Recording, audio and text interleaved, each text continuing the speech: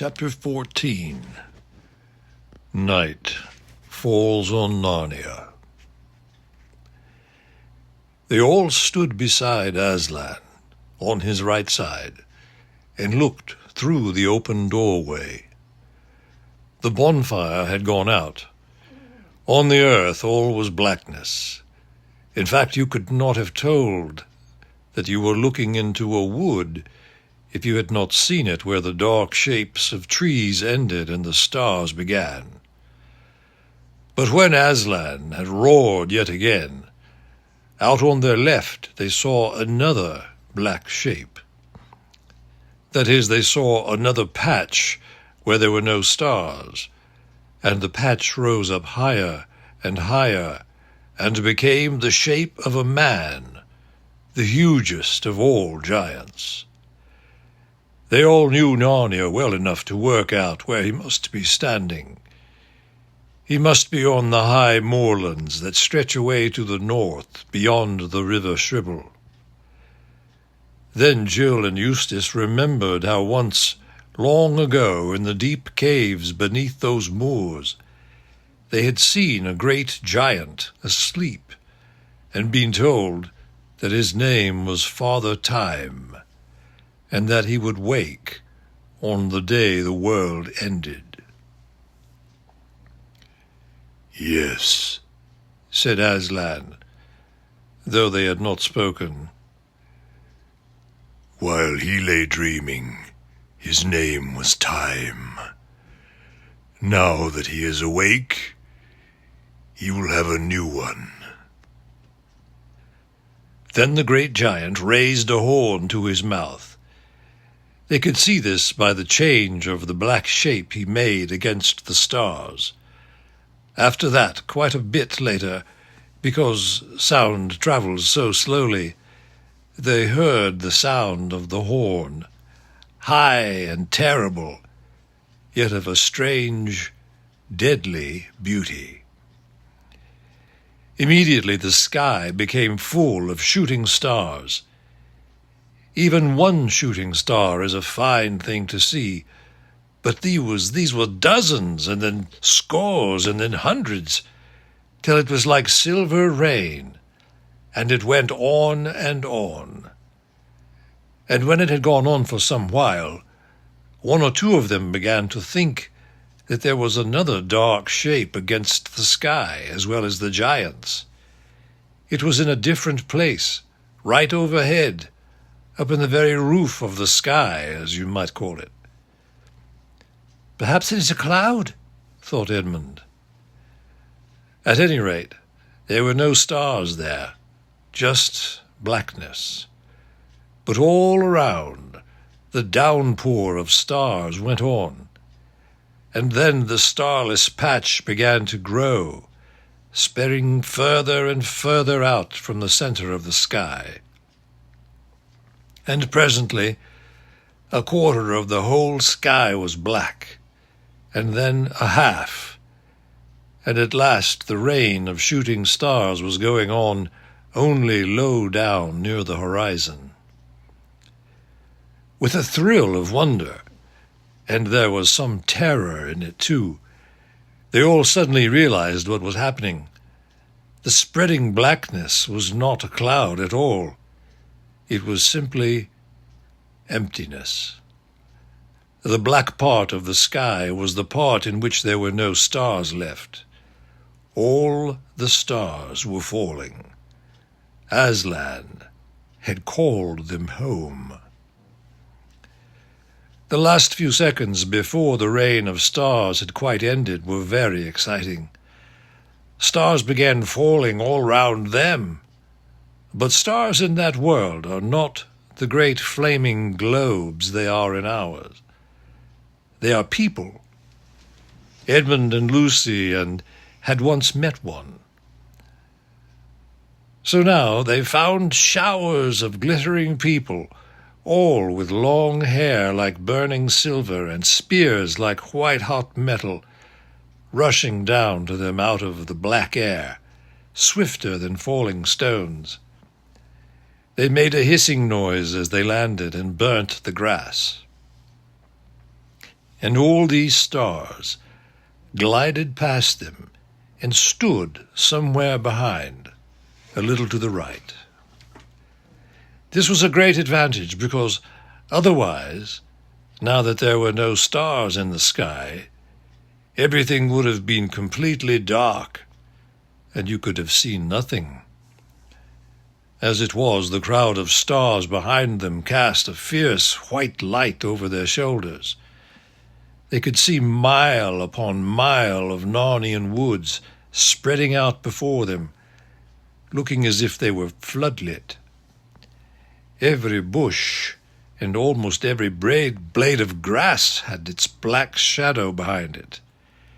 The edge of every leaf stood out so sharp that you'd think you could cut your finger on it. On the grass before them lay their own shadows, but the great thing was Aslan's shadow. It streamed away to their left, enormous and very terrible, and all this was under a sky that would now be starless forever.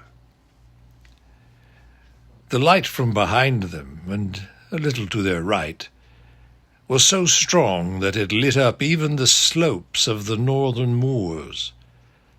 Something was moving there.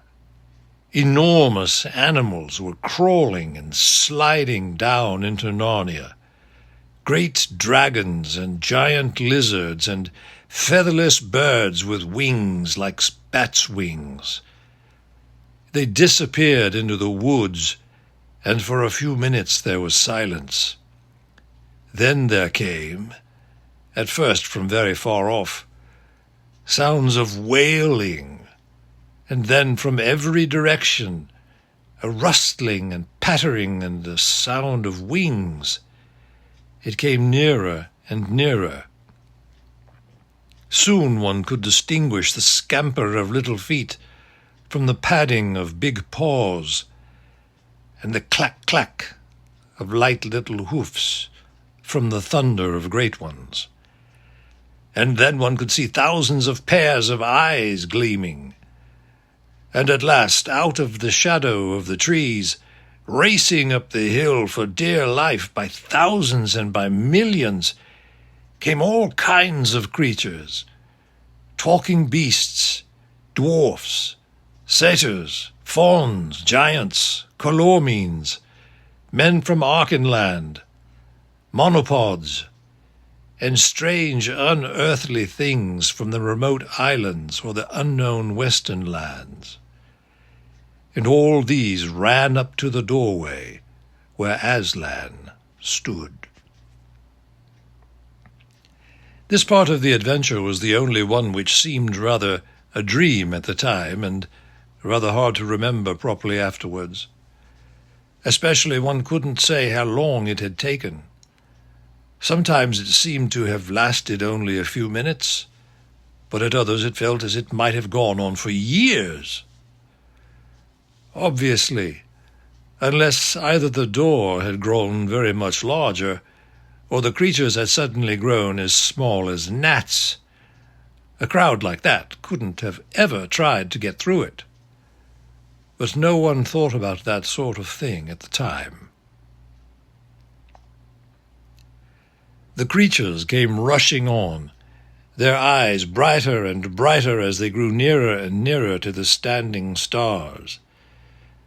But as they came right up to Aslan, one or other of two things happened to each of them.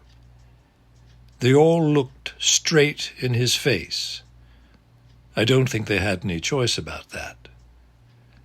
And when some looked, the expression of their faces changed terribly. It was fear and hatred, except that on the faces of the talking beasts, the fear and hatred lasted only for a fraction of a second. You could see that they suddenly ceased to be talking beasts. They were just ordinary animals. And all the creatures who looked at Aslan in that way swerved to their right his left, and disappeared into his huge black shadow, which, as you have heard, streamed away to the left of the doorway. The children never saw them again. I don't know what became of them. But the others looked in the face of Aslan and loved him, though some of them were very frightened at the same time. And all these came in at the door, in on Aslan's right. There were some queer specimens among them. Eustace even recognized one of those very dwarfs who had helped to shoot the horses. But he had no time to wonder about that sort of thing, and anyway it was no business of his, for a great joy put everything else out of his head. Among the happy creatures who now came crowding round Tyrion and his friends were all those whom they had thought dead. There was Runewit the centaur, and Jewel the unicorn, and the good boar, and the good bear, and Farsight the eagle, and the dear dogs and the horses, and Poggin the dwarf. "Further in and higher up!" cried Runewit, and thundered away in a gallop to the west. And though they did not understand him, the words somehow set them tingling all over. The boar grunted at them cheerfully. The bear was just going to mutter that he still didn't understand, when he caught sight of the fruit trees behind them. He waddled to those trees as fast as he could, and there, no doubt, found something he understood very well. But the dogs remained, wagging their tails, and Poggin remained, shaking hands with everyone and grinning all over his honest face. And Jewel leaned his snowy white head over the king's shoulder, and the king whispered in Jewel's ear. Then everyone turned his attention again to what could be seen through the doorway. The dragons and giant lizards now had Narnia to themselves. They went to and fro, tearing up the trees by the roots and crunching them up as if they were sticks of rhubarb. Minute by minute the forest disappeared. The whole country became bare, and you could see all sorts of things about its shape, all the little humps and hollows which you had never noticed before. The grass died. Soon Tyrion found that he was looking at a world of bare rock and earth. You could hardly believe that anything had ever lived there. The monsters themselves grew old and lay down and died. Their flesh shriveled up, and the bones appeared. Soon they were only huge skeletons that lay here and there on the dead rock, looking as if they had died thousands of years ago. For a long time, everything was still. At last, something white, long, level line of whiteness that gleamed in the light of the standing stars, came moving towards them from the eastern end of the world. A widespread noise broke the silence. First a murmur, and then a rumble, then a roar. And now they could see that what it was coming, and how fast it came. It was a foaming wall of water. The sea was rising. In that treeless world you could see it very well. You could see all the rivers getting wider and the lakes getting larger, and separate lakes joining into one, and valleys turning into new lakes, and hills turning into islands, and then those islands vanishing. And the high moors to their left and the high mountains to their right crumbled and slipped down with a roar and a splash into the mounting water. and the water came swirling up to the very threshold of the doorway, but never past it, so that the foam splashed about Aslan's forefeet. And now was level water from where they stood to where the water met the sky. And out there it began to grow light. A streak of dreary and disastrous dawn spread across the horizon and widened and grew brighter, till in the end they hardly noticed the light of the stars who stood behind them. At last the sun came up. When it did, the Lord Diggory and the Lady Polly looked at one another and gave a little nod. Those two, in a different world, had once seen a dying sun, so they knew at once that this sun was also dying. It was 3 times, 20 times as big as it ought to be, and very dark red.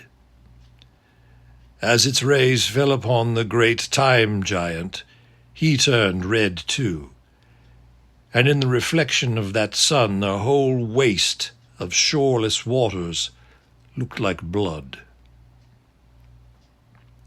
Then the moon came up, quite in her wrong position, very close to the sun, and she also looked red. And at the sight of her the sun began shooting out great flames, like whiskers or snakes of crimson fire, towards her. It is as if he were an octopus trying to draw her to himself in his tentacles. And perhaps he did draw her. At any rate, she came to him, slowly at first, but then more and more quickly, till at last his long flames licked round her, and the two ran together and became one huge ball like a burning coal. Great lumps of fire came dripping out of it into the sea, and clouds of steam rose up. Then Aslan said, "Now, make an end." The giant threw his horn into the sea. Then he stretched out one arm, very black it looked, and thousands of miles long, across the sky till his hand reached the sun. He took the sun and squeezed it in his hand, as you would squeeze an orange, and instantly there was total darkness. Everyone except Aslan jumped back from the ice-cold air which now blew through the doorway. Its edges were already covered with icicles. "Peter, High King of Narnia," said Aslan, "shut the door." Peter, shivering with cold, leaned out into the darkness and pulled the door to. It scraped over ice as he pulled it. Then rather clumsily, for even in that moment his hands had gone numb and blue, he took out a golden key and locked it. They had seen strange things enough through that doorway, but it was stranger than any of them to look round and find themselves in warm daylight, the blue sky above them, flowers at their feet, and laughter in Aslan's eyes. He turned swiftly round, crouched lower, lashed himself with his tail, and shot away like a golden arrow. "Come further in! Come further up!" he shouted over his shoulder. But who could keep up with him at that pace? They set out walking westward to follow him. "So," said Peter, "night falls on Narnia." "What, Lucy? You're not crying? With Aslan ahead and all of us here?" "Don't try to stop me, Peter," said Lucy. "I am sure Aslan would not. I am sure it is not wrong to mourn for Narnia. Think of all that lies dead and frozen behind that door." Yes, and I did hope, said Jill, that it might go on forever. I knew our world couldn't. I did think Narnia might. I saw it begin, said the Lord Diggory. I did not think I would live to see it die. Sirs, said Tyrion, the ladies do well to weep. See, I do so myself. I have seen my mother's death. What world but Narnia have I ever known? It were no virtue, but great discourtesy, if we did not mourn. They walked away from the door and away from the dwarfs, who still sat crowded together in their imaginary stable. And as they went, they talked to one another about old wars and old peace and ancient kings and all the glories of Narnia. The dogs were still with them. They joined in the conversation, but not very much, because they were too busy racing on ahead and racing back and rushing off to sniff at smells in the grass till they made themselves sneeze. Suddenly they picked up a scent which seemed to excite them very much. They all started arguing about it. Yes, it is. No, it isn't. That's just what I say. Anyone can smell what that is. Take your great nose out of the way and let someone else smell. What is it, cousins? Said Peter. A calormene, sire, said several dogs at once. Lead on to him, then, said Peter. Whether he meets us in peace or war, he shall be welcome. The dogs darted on ahead and came back a moment later, running as if their lives depended on it, and barking loudly to say that it really was a calormene.